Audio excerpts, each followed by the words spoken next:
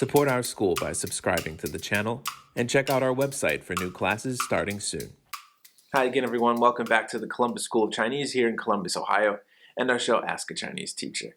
Today, I want to talk a little bit about what makes a successful student. When you think about what aspects of a student might point to them being able to achieve success somewhere down the line or not, there's one thing that stands out to me that I think a lot of people might overlook the vast importance of, and that is student mentality. A lot of this is unconscious, and I think that's a reason why people don't really think about it that much.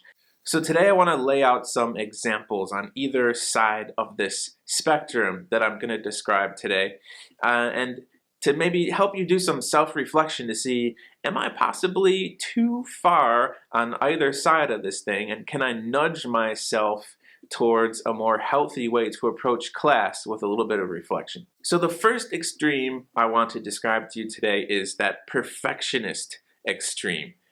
Striving to get things right is definitely very helpful and needed.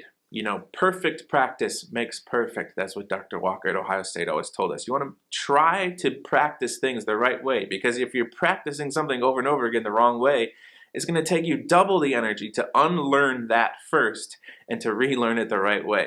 So there's a kernel of truth. That principle of wanting to get things absolutely right can be helpful, but it can hinder your progress if it's taken too far.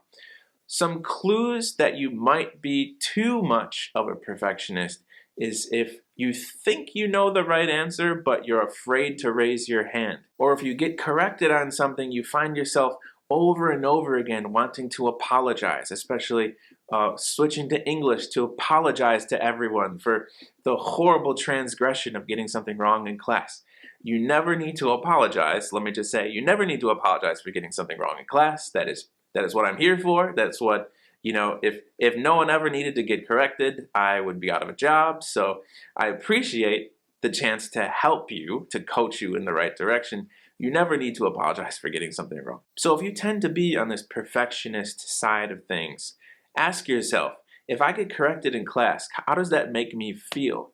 Does it generate negativity? Do I have a visceral reaction of, oh, I can't believe I didn't remember that already? If the answer is yes, there's a good chance that you could nudge yourself a little bit away from that extreme so that you're not unconsciously giving yourself too much pressure and generating lots of negative feelings towards class, towards learning Mandarin, towards speaking Mandarin, because in the long run, that's actually something that could add up and lead you away from continuing on the path of getting better and better at Mandarin. Now, of course, all of this is easier said than done. I was definitely part of this group. There's a story I always tell students that my first trip to China, I was so afraid to hear a price wrong at the cashier.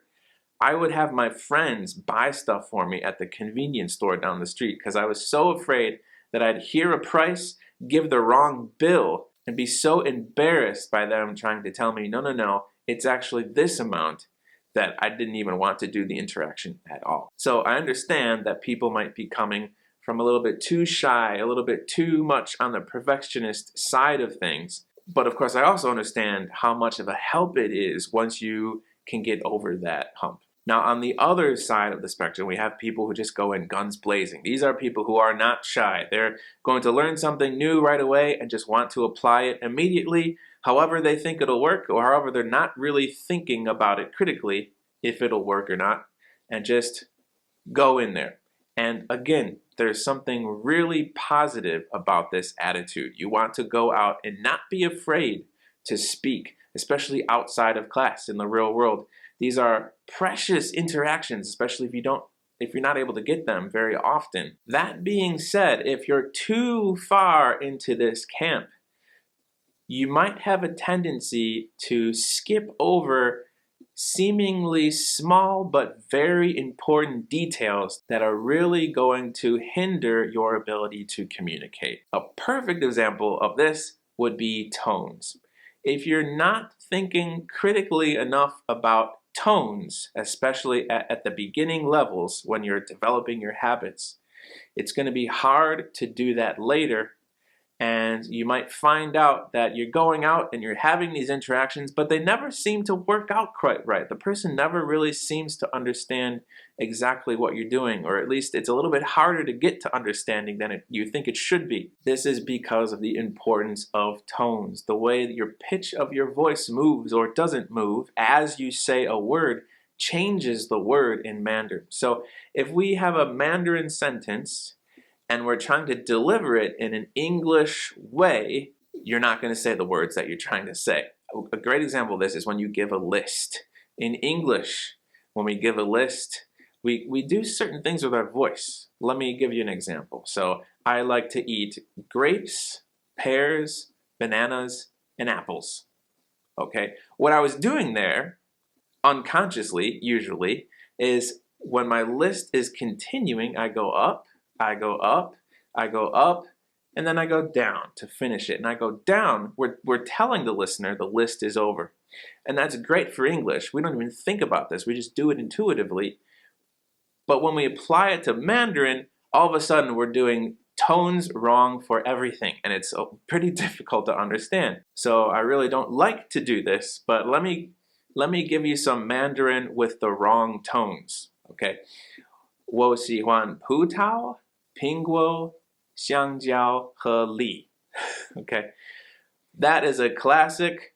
I'm not going to worry about tones. I'm going to give it in my English way example of giving a list. Okay, we need to apply tones. 我喜欢葡萄苹果香蕉和梨.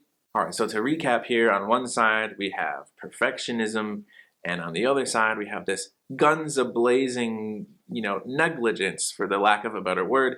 Both of them have their merits. There are good sides to both of these approaches. However, if they're too far in the extreme on either direction, it's going to become something that hinders you from communicating effectively. So everybody's different. I'm not telling you right smack dab in the middle of these two extremes is where everyone should be. That's not what I'm trying to say. You know how you learn best. You know your own personality.